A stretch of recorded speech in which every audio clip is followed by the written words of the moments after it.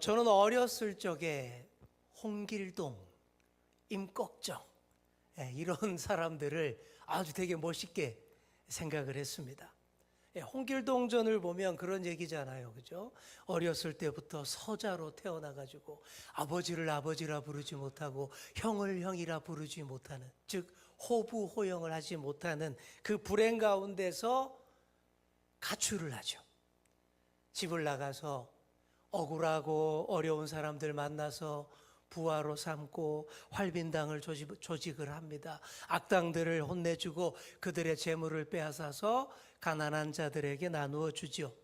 그러다가 바다를 건너가서 멀리 어떤 큰 섬에 가서 아주 이상적인 나라 율도국을 세운다라는 얘기가 홍길동전 얘기입니다.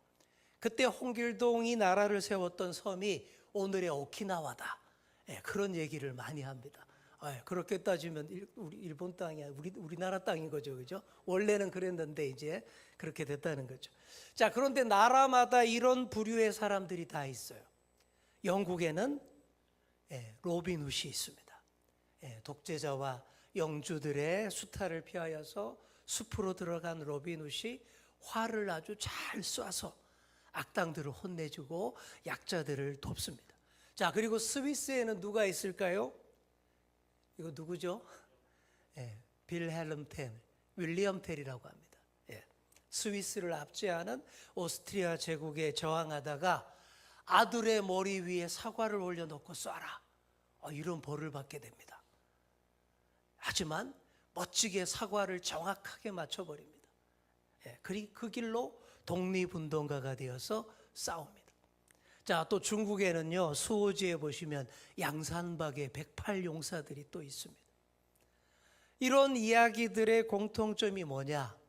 억압받고 압제당하는 지친 사람들이 숲이나 산이나 기타 요새에 숨어서 따르는 무리들과 함께 압제자에게 저항한다라는 그런 스토리입니다. 억울하고 압제받는 사람이 어디에나 항상 있기 때문에 이런 얘기들이 어디에나 또 있는 거죠. 여러분, 다윗도 그랬습니다. 다윗이 사울의 박해를 피해서 도망 다닐 때에 억눌리고 억압받는 자들이 400명, 600명씩이나 다윗에게로 몰려왔습니다. 이스라엘판 홍길동이 바로 이 다윗인 것이죠. 자, 그런데 여러분, 이런 삶은요 정말 힘들어요. 머리 둘 곳도 없고요, 마음 편하게 발 뻗을 것도 없어요. 먹을 것, 입을 것, 쓸 것 구하기가 엄청 힘들고요. 또 쫓겨다니느라 스트레스의 연속입니다. 긴장의 연속입니다. 하루하루가 오늘도 무사히 이런 기도의 날들인 거죠. 이렇게 힘들고 긴장의 연속인 삶을 오래 겪어보십시오. 자연스럽게 이런 단어들을 많이 사용하게 됩니다. 피난처, 피할 바위, 산성, 요새. 오늘 우리가 찬양했잖아요. 나의 힘이 되신 여호와, 주는 나의 반석이시고 피할 바위시고 요새시라. 이렇게 될 수밖에 없어요. 다윗이 시편을 읽어보시면 이런 단어들이 굉장히 많이 나옵니다. 내가 피할 곳, 숨을 곳, 보호받을 자리가 어디냐라는 얘기죠. 정말 다윗이 그렇게 애타게 찾았던 피난처, 산성, 요새가 과연 어디겠습니까? 어디가 완벽한 피난처가 될 수 있을까요? 오늘 시편의 클라이막스라고 할 수 있는 9편 9절을 먼저 함께 읽어보겠습니다. 시작. 여호와는 압제를 당하는 자의 요새이시오, 환난 때의 요새이시로다. 우리 하나님이 압제당하는 자들의 보호자, 진정한 우리가 피할 바위, 요새가 되신다라는 그런 노래입니다. 우리가 살면서 압제당하는 일, 억울한 일 많이 겪습니다. 저는 살면서 생각해 보니 중고등학교 다닐 때 제일 많이 압제를 받았던 것 같아요. 여러분 다 공감하실 거예요. 제가 중고등학교를 다니던 때는 1984년부터 89년까지입니다. 그 당시가 어떤 시대입니까? 아직 우리나라가 독재 정치 시대였어요. 그러다 보니 학교에서도 억압이 많았습니다. 체벌 무지 많이 했고요. 툭하면 단체 기합, 그래 툭하면 이 마대자루로 엉덩이 엄청 두드려 맞았습니다. 그리고 저는 머리를 더 이쁘게 못 기르고 앞머리 2cm로 규제하던 게 너무 싫었습니다. 여러분 생각해 보세요. 앞머리 2cm로 무슨 스타일이 이쁘게 나오겠습니까? 말도 안 되죠, 그죠? 지금 생각하면 말도 안 되는데 그 당시에는 그렇게 당연하게 규제를 했다라는 거죠. 너무 그러니까 제가 고등학교 졸업하자마자 제일 처음에 한 게 머리부터 막 기르고 어깨까지 길렀어요. 그러고 다녔습니다. 하고 싶은 것을 마음대로 못하는 것도 압제이고 하기 싫은 것을 억지로 해야 하는 것도 압제입니다. 모든 사람들은요, 이런 압제에서 벗어나 자유를 누리고자 합니다. 오늘 시편도 그런 얘기가 많이 나옵니다. 그래서 압제당하는 자의 요새가 되시고 환난 때의 요새가 되시는 분이 누구냐? 우리 하나님이시다. 그 얘기하는 거예요. 저도 학창 시절에 압제 가운데서 다른 데 안 피하고 우리 하나님께로 피했습니다. 틈만 나면 교회가 있고요, 교회에서 살다시피 하고 하나님께만 피했습니다. 힘들수록 더 교회에 가 있고 하나님 앞에 있었습니다. 여러분도 압제 가운데에서 억울한 일 가운데에서 요새가 되어주시는 우리 하나님께 다 피하시기를 축복합니다. 자, 오늘의 시편 9편의 표제를 보시면 이렇게 돼 있어요. 뭐라고 돼 있습니까? 다윗의 시 인도자를 따라 뭇라벤에 맞춘 노래. 다윗이 지은 시인데 이 시도 찬양이었고, 그래서 찬양 인도자를 따라서 뭇라벤이라는 악기나 리듬에 맞춘 그런 노래다라는 거예요. 뭇라벤이 뭔지 정확하게는 아무도 몰라요. 대략 당시 유행하던 악기가 아닐까? 당시에 유행하던 이렇게 막 리듬, 박자 이런 게 아닐까? 그렇게 대략적으로 추측을 합니다. 자, 표제보다 오늘 시편의 본 내용에 집중하셔야 돼요. 여러분 아까 읽으면서 느꼈겠지만 이 시편은 지난날 하나님께서 베푸신 구원의 은혜에 대해서 감사하면서 앞으로도 한결같이 악과 불의에서 지켜주실 것을 간구하면서 지은 감사 예배시입니다. 뭐라고요? 감사 예배시. 자, 그런데 일반 감사 예배시는 주로 과거의 은혜만을 찬양하는 경우가 많은데 오늘의 시편은 과거의 은혜뿐만 아니라 미래에 베푸실 은혜까지 미리 내다보면서 감사했다라는 것이 탁월합니다.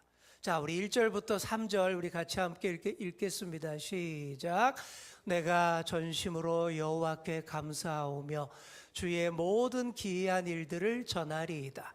내가 주를 기뻐하고 즐거워하며 지존하신 주의 이름을 찬송하리니 내 원수들이 물러갈 때에 주 앞에서 넘어져 망함이니이다.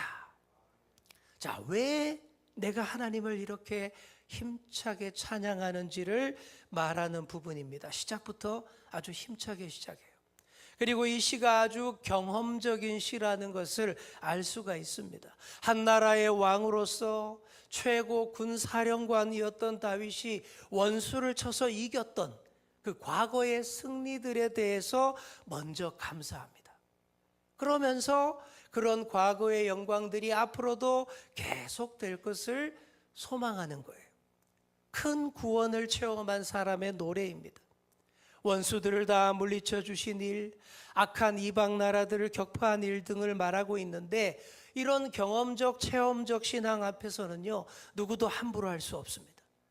과거의 사악한 적들을 다 물리쳐 주신 하나님이 오늘도 내일도 똑같이 해 주실 것이다 라는 이 믿음이 충만해져 있기 때문에 함부로 건들 수 없어요. 그러니 우리 사실 그렇지 않습니까? 신앙은요, 경험적, 체험적일 때 더 힘이 있습니다. 그냥 뭐 읽고서 듣고서 이론적으로 막 아는 신앙보다 본인이 실제로 다 겪어보고 경험해 본 다음에 다져진 신앙은요, 정말 대단합니다. 하나님에 대한 신뢰와 믿음을 이렇게 다지는 거예요. 과거에 하나님의 구원과 은혜를 내가 다 경험해 봤기 때문에 신실하신 하나님이 앞으로도 똑같이 지켜주실 것이다 라는 그런 믿음이 얼마나 견고한지 몰라요. 우리 사람의 신용도 그렇지 않습니까? 과거에 그 사람의 태도와 삶의 방식을 다 봤으면 앞으로 이 사람과 어떻게 관계를 맺어야 될지, 어떤 일을 맡길 것인지가 분명해지지 않습니까? 그래서 어떤 사람에게는요 5달란트가 주어지고 어떤 사람에게는 1달란트가 맡겨지는 겁니다. 5달란트만큼이 되니까 맡기는 거예요. 1달란트 정도라고 판명이 났기 때문에 그만큼만 맡기는 것입니다. 자, 그렇다면 여러분은요 우리 하나님께 어떻게 맡기겠습니까? 얼마나만큼 맡기시겠습니까? 과거에 그리고 지금까지 하나님께서 여러분에게 어떤 은혜를 베푸셨습니까? 어떻게 여러분을 지켜주셨습니까? 그걸 잘 생각해 보시기를 축복합니다. 다윗은 1절에서 전심으로 여호와께 감사한다 이렇게 노래합니다. 왜요? 하나님께서 전적으로 지켜주셨기 때문에, 전적으로 지켜주셨으니까 전심으로 감사하는 거예요. 여러분 모두 지금까지 한결같이 지켜주신 그 하나님께 전심으로 감사드릴 수 있는 여러분 되시기를 축복합니다. 자, 4절을 보시면 다윗이 또 이렇게 노래합니다. 자신이 억눌리고 부당하게 짓밟힐 때에 하나님께서 친히 송사를 변호해 주셨다. 자신의 억울함을 다 풀어주셨다 라고 노래합니다. 그리고 7절 8절에도 계속 비슷한 구절이 나와요. 인간 세상에서는 의로운 재판장도 있지만 불의한 재판장도 많아서 압제당하는 자들의 눈에 피눈물 나게 할 때도 많습니다. 그러나 우리 하나님은요 항상 의로운 재판장으로 그 보좌에 앉아 계신다라는 겁니다. 그 보좌, 하나님의 재판정을 생각할 때에 억울한 사람들이 얼마나 위로를 받는지 모릅니다. 절망하거나 낙담하지 않고 용기를 가지고 이겨낼 수 있게 되는 것이죠. 자, 그리고 9절에서는 또 이렇게 노래합니다. 우리 아까도 읽었죠. 우리 한 번 더 읽어봅시다. 여호와는 압제를 당하는 자의 요새이시요 환난 때의 요새이시로다. 앞에서는 하나님을 의로우신 재판장으로 노래했는데 여기서부터는 피난처라는 이미지로 바꾸고 있습니다. 사람이 접근하기 어려운 고지대에 위치한 성체, 요새와 같다라고 하나님을 노래하는 거예요. 사실 재판장과 피난처라고 하는 두 표현은 서로 밀접하게 연관되어 있습니다. 나쁜 자들에게는 재판장이 되어서 판결하시고, 그리고 그분께 피하는 이들에게는 피난처를 제공하신다라는 의미로 우리가 생각할 수 있기 때문입니다. 그러니까 압제에 지쳐 피하는 우리들은 그의 날개 아래에 딱 품어주시고 숨겨주시고, 우리를 쫓아오던 압제자들에게는 어딜 감히 하시면서 딱 막아서고는 정의의 심판으로 땅땅땅 판결하여서 물리치신다라는 거예요. 얼마 전 우리가 새벽 기도의 시간에 룻기를 묵상했습니다. 룻기에 보시면요, 룻이 보아스의 임시 처소로 가서 그렇게 말합니다. 보아스, 당신의 옷자락으로 나를 덮어주옵소서, 이렇게 말하는 장면이 나와요. 옷자락을 히브리어로 카나프라고 하는데, 날개라는 단어도 똑같이 카나프라는 단어를 씁니다. 하나님께서 어렵고 힘든 자들을 그의 날개로 다 덮어주듯이 보아스, 능력 있는 당신이 불쌍하고 가련한 나를 당신의 옷자락으로, 당신의 날개로 나를 덮어 보호하여 주옵소서 라고 했던 것이죠. 그런 룻의 요청이 다 응답받았잖아요. 룻처럼 그렇게 의지하고 기도해 보십시오. 반드시 하나님께서 그의 날개 아래 다 덮어주실 줄 믿습니다. 하나님의 날개의 그늘 아래 딱 들어오면요, 완벽한 보호입니다. 무서울 것 없습니다. 그 안에서 완벽하게 보호받을 수 있는 것이죠. 그리고 우리를 쫓아오던 압제자들은 확실하게 물리쳐 주십니다. 이런 하나님을 어찌 찬양하지 않을 수 있겠습니까? 그분의 다스림은 의롭습니다. 그의 백성들을 절대 저버리지 않으십니다. 특히 가난하고 궁핍하고 압제당하는 백성들을 더 눈여겨보십니다. 지금도 어려운 자들, 약자들의 부르짖음은 계속되고 있습니다. 유전무죄, 무전유죄의 부르짖음이 지금도 계속되고 있습니다. 불의한 재판장이 너무 많아요. 의로우신 재판장이신 우리 주님이 좌정하셔야만 될 것 같습니다. 그래야 모든 악인들이 심판당하여서 망하고 이런 억울함의 함성들이 그칠 것입니다. 정말 그렇게 되게 해달라고 다윗이 계속 노래하는 것입니다. 자, 그래서 시편 9편의 하반부는 계속 악인의 심판과 멸망에 대해서 노래합니다. 너희 악인들, 너희들 아무리 그래봐야 한낱 인생뿐이다, 이런 얘기를 합니다. 그들 악인들이 그걸 뼈저리게 느끼게 해달라고 노래하는 거예요. 지난 시편 8편에서도 말씀드렸듯이 사람, 우리 인생은 에노시라고 했습니다. 에노시가 무슨 뜻이냐 하면 죽을 수밖에 없는 인생이라는 그런 뜻입니다. 이런 인생이 감히 하나님 앞에서 까불지 못하도록 버릇을 고쳐달라, 이런 내용들이 하반부에 계속 나오는 거예요. 자, 우리 16절 끝에 보실까요? 16절 끝에 뭐라고 되어 있습니까? 히카yon 셀라라고 말이 붙어 있습니다. 히카ион이라는 말은 묵상하다라는 뜻이고, 셀라라는 말은 곡의 흐름에 변화를 주라라는 악상 기호입니다. 이 둘이 딱 붙어서 여기쯤에서 노래와 연주를 잠시 멈추고 충분히 묵상하고 그리고 노래 흐름에 변화를 주라라는 그런 표시가 되는 거예요. 이게 마치 가수들이 긴 노래를 끝내기 전에, 마지막 끝내기 전에 잠시 뜸을 들이는 거 많이 보셨죠, 그죠? 막 그런 거 생각하시면 돼요. 잠시 연주와 노래를 조용히 멈추어서 모두를 집중시키게 한 다음에 여운을 충분히 준 다음에 마무리를 하는 것 같은 바로 그런 모습을 생각하시면 되겠습니다. 자, 그렇게 한숨을 돌리고 나서 노래를 마무리합니다. 악인들은 음부로 사망으로 돌아가고 하나님을 잊어버린 이방 나라들도 다 그렇게 종말을 맞을 거다라는 것이죠. 그와 동시에 압제당하는 자들은 그 억울함의 눈물이 다 닦여질 것입니다. 저는 이 다윗의 시편 가사 그대로, 정말 그대로 다 되었으면 좋겠습니다. 지금도 패악을 일삼는 완악한 자들, 압제하는 자들은 다 무너지고 억울하고 압제당하던 자들이 자유로워져서 마음껏 하나님을 찬양하는 세상이 되었으면 정말 좋겠습니다. 오늘 다윗의 시편은 하나님이 자기 원수들에게 통쾌하게 보복하셨다라는 그 사실 때문에 하나님을 기뻐하며 찬양하는 것이 아닙니다. 그보다 하나님께서 내 연약함, 나의 궁핍함과 가난함을 긍휼히 여겨주셔서 친히 내 인생에 찾아와 주셨다, 바로 여기에 대해서 더 감사하는 그런 시편인 것입니다.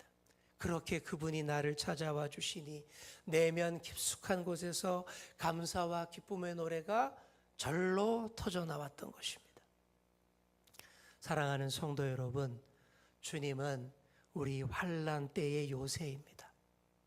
그 요새에 피하시기를 바랍니다. 그게 바로 찬양하는 거예요.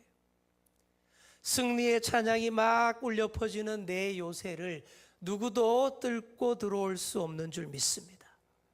또 의로우신 재판장께서 좌정하고 계신 그 보좌 앞에 꿇어 엎드리시기를 바랍니다.